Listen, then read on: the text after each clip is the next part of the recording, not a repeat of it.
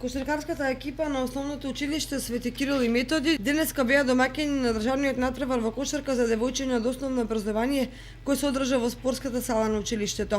На натпреварот учествуваат 4 кошаркарски екипи од основното училиште Лазо Ангеловски од Скопје, браќа Миладиновци од Пробиштип и Свети Климент Охридски од Битола и домаќините екипата од основното училиште Свети Кирил и Методи. Денес започнати се веќе натпреварите во кошарка жени, државно првенство, основни училишта. Имаме гости од Битола, Скопје и Пробиштип.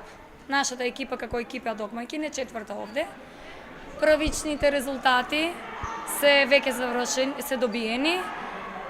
Победници се во првата игра екипата од Битола и во вториот надпревар екипата од Пробиштип.